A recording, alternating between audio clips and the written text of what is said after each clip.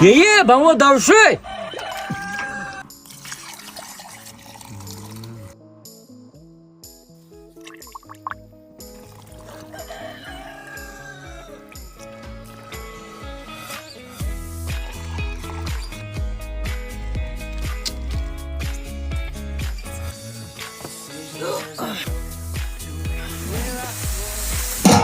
这个养杂水呢，在我们新疆也叫免费子，它这个做起来有点麻烦，但是很奇妙的一种美食。新疆人们把养杂一般就这样吃的。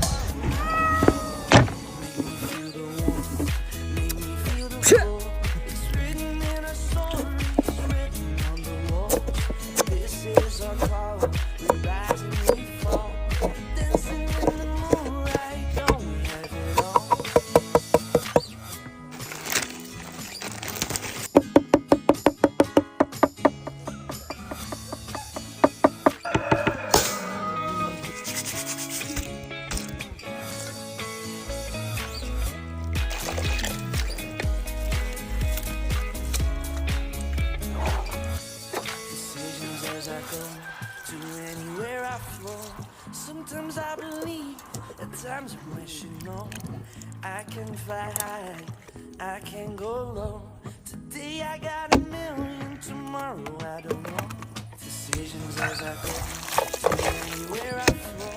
Sometimes I believe, at times I wish you know I can fly high, I can go low. Today I got a million, tomorrow I don't know.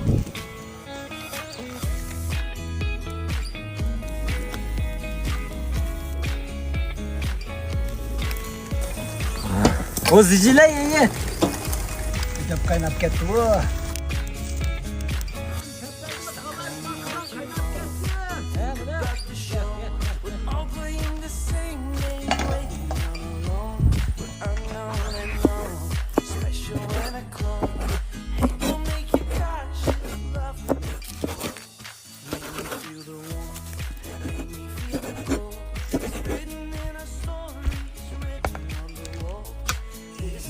Lan ye吃吧。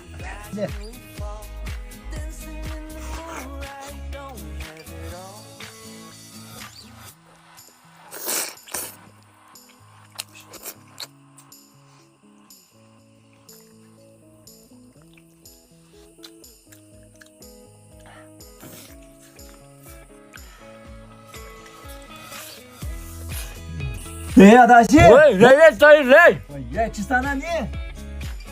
你鼻子真大了哎， Davlazma he. şiş olmuyor. Şila şila. 来吃多一点，大爷，来。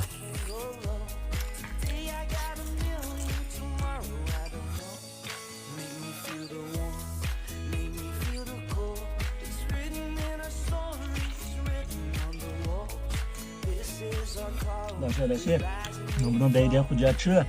你还没吃饭吗？别说了别说了。干啥啥都不行，吃饭第一名。孩子，这个不多拿来了。邻居给的爷爷邻居。